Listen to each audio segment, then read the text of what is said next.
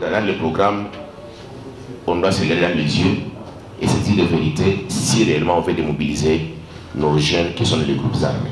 C'est un besoin de l'emploi qui doit se résoudre, et en résolvant ce besoin-là, même tout ce que nous disons ici, insertion, stabilité, ignorable. J'enrichirai pour dire neutraliser et mettre hors d'état de nuire les récalcitrants, réfractaires à la sensibilisation. Il faut qu'il y ait des mesures vraiment pour décourager ceux qui veulent toujours tirer les ficelles. Et là donc, je crois que la communauté internationale doit nous aider à trouver des solutions immédiates sur cette question. La ville de Bukavu a abrité du 12 au 13 septembre 2018 le forum interprovincial sur la persistance de l'activisme des groupes armés dans les provinces du Nord et Sud Kivu. Ce forum a regroupé à l'hôtel Panorama les autorités nationales de la RDC, les autorités et acteurs provinciaux et territoriaux. Il a été tenu dans le cadre du projet pour des réponses immédiates IRF2, mis en œuvre par UN Habitat et l'ONG Action pour la paix et la concorde pour la stabilisation de l'Est du Congo-Kinshasa. Ce projet est exécuté en partenariat avec STAREC et la stratégie internationale de soutien à la sécurité et à la stabilisation pour l'Est de la RDC I4S. Le présent forum est un aboutissement d'un processus qui a débuté il y a de cela plus de 3 ans dans le Nord-Calais, dont la finalité était de réduire la violence et l'activisme des groupes armés. Il est aussi le début de notre processus qui aura pour objectif de consolider le premier. Les résultats de ces recherches que nous allons partager tout à l'heure ont été enrichis par des données collectées à l'issue de rencontres et de consultations organisées auprès des acteurs politiques sociaux au niveau local, dans les 3 territoires, au niveau des provinces, Goma et Bukavu, et au niveau national, notamment à Kinshasa. Le présent forum a l'avantage de nous apporter vers une compréhension commune. Nous voulons, pour cerner, pour matérialiser cette compréhension, nous aimerions que cela se fasse à travers quand même un document d'action. Nous voulons que ce soit un engagement qui implique tous les niveaux de la prise de décision en faveur de la stabilité de notre population. Et c'est cela qui fait aussi que nous voulons obtenir cet engagement qui soit politique, mais qui pourrait aussi renforcer la légitimation de toutes ces activités que nous menons. Nous avons une cartographie des groupes armés par territoire. Simplement, le phénomène des groupes armés demeure une réalité du quotidien. Les configurations actuelles des groupes armés résulteraient des processus de décomposition, recomposition et reconfiguration en lien avec les contextes sociopolitiques et l'environnement physique, ainsi que les motivations des différents acteurs. Ça fera bientôt plus de 30 ans que les groupes armés sont devenus une sorte d'épine dans le cadre de la sécurité et du développement de nos territoires. Dans les consultations qu'on a eues, un certain nombre de causes ont été énumérées. J'en ai déduit à peu près 3 sortes. Des causes d'ordre général, je vais présenter tout à l'heure. Il y a des causes liées au DDR et des causes qui sont présentées ou qui sont résumées dans la littérature. Tunaishi ndani ya stress, tuko traumatize kwa sababu tunaona mauaji kila mara. Pia tunaona uporaji wa mali, wa vitu, wa mafugo zetu, wa mavuno yetu, pia madini, violence ambazo zinapitika huko ambako majeshi wanaomiliki silaha wako wanaopere, na kule tunaacha mashamba, tunaacha mafugo, na tumekuwa sasa na njaa. À Calais, on trouve tout un groupement de 15 000 ou 20 000 habitants sans aucun militaire. Alors, ceci sous-entend que les groupes armés peuvent se promener sans problème. Il y a la manipulation politicienne. Nous vivons beaucoup de conséquences. Nous avons même des traumatismes parce que nous assistons aux choses qui sont très étonnantes. Nous perdons nos éléments FARDC dans ces attaques, avec même les femmes, les hommes, les enfants, mères n'importe comment. Il y a même recours aux groupes armés par les partis en conflit fonciers et miniers lorsqu'il y a des dossiers aux tribunaux qui ne sont pas tranchés et ou des jugements non exécutés. Je veux aussi dire qu'il y a l'autre question de détention illégale d'armes par d'autres membres de la communauté. Tous les militaires et tous les policiers qui sont gardes de fermes et des concessions, qu'ils rentrent pour faire leur travail régalien. Arriver à la militarisation, c'est lorsque la justice n'a pas fait son travail et que la personne lésée trouve un raccourci pour demander aux militaires de l'aider. Nous nous posons des questions sur le terrain. D'où viennent les armes? Est-ce qu'à Calais, il y a une usine d'armes? Deuxième élément, c'est par rapport à l'approche que nous utilisons pour la réinsertion communautaire. L'approche qui est venue, c'est vraiment une approche imposée aux communautés. Permettez-moi. Nous, on utilisait l'approche de proximité. Une approche qui consistait à aller sensibiliser les jeunes et dès qu'ils acceptent le processus, ils entrent dans le processus de démobilisation. On se pose la question, si on amène les gens à Kitona, qu'est-ce qu'il y a à Kitona de spécial par rapport à la réinsertion qui se ferait sur terrain, ici à Walikale, à Goma par exemple? Il y a des actions prédéfinies pour dire, une fois démobilisés, voici comment nous devons encadrer les démobilisés. On commence par où et on finit par quelle étape finalement? Nous avons fait ce premier DDR où nous avons eu des éléments qui sont venus des FARDC et des éléments qui sont venus des autres groupes. Et l'expérience acquise par rapport à ce DDR, c'est quoi? On a réuni les gens dans des centres d'orientation. Ici au Nord Kivu, on en avait à Nyanzele, on en avait à Kabare. Il y avait autant de centres de démobilisation. Mais nous avons dû abandonner cette approche parce que ça nous coûtait cher. Parce qu'il fallait tenir ces centres. Il y avait beaucoup de contraintes liées à son fonctionnement.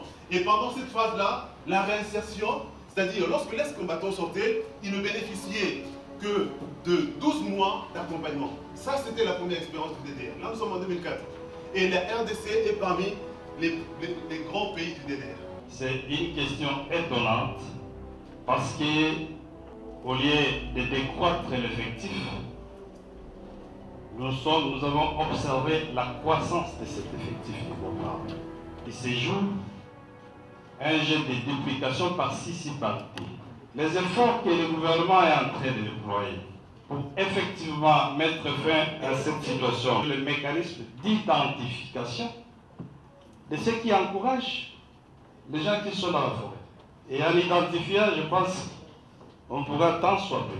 C'est à ce niveau que nous demanderons aux services de renseignement et de sécurité de faire le travail en amont.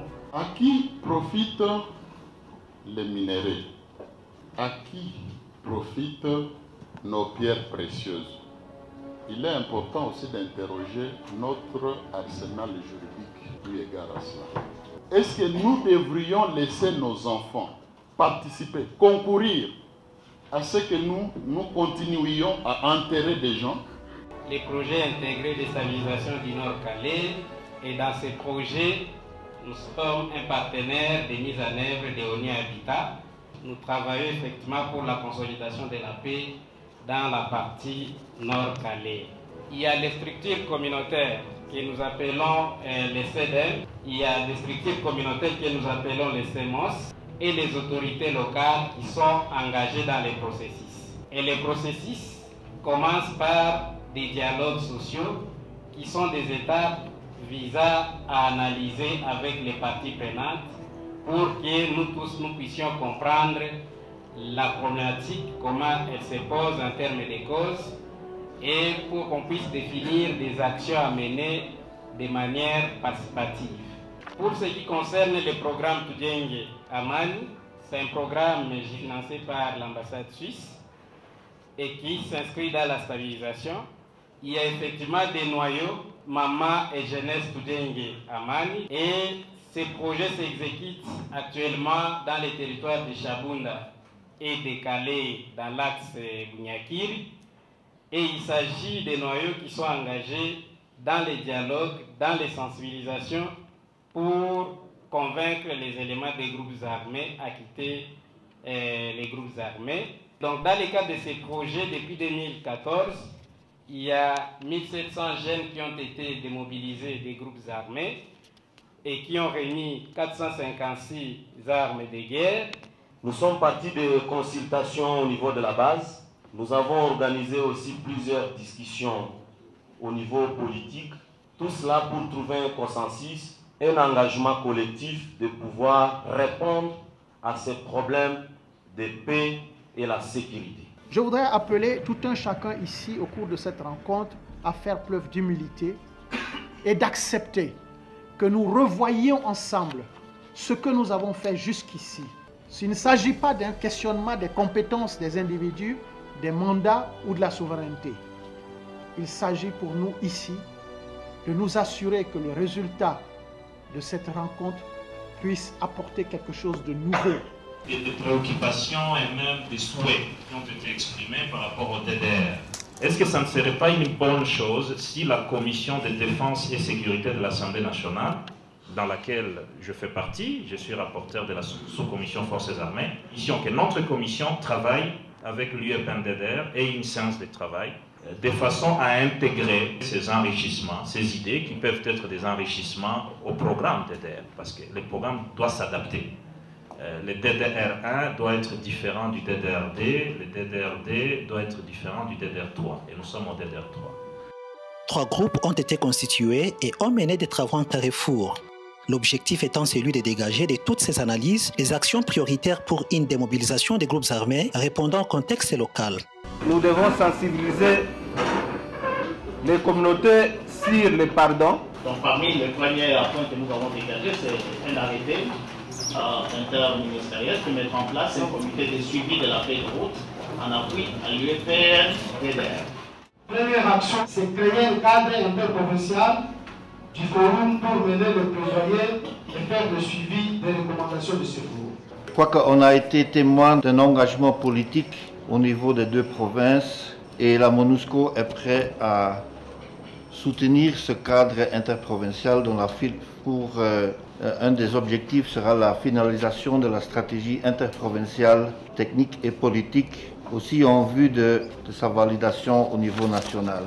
Ce qui nous concerne, pour le triangle Massissi, Kalehe, Walikale, le travail ne fait que commencer.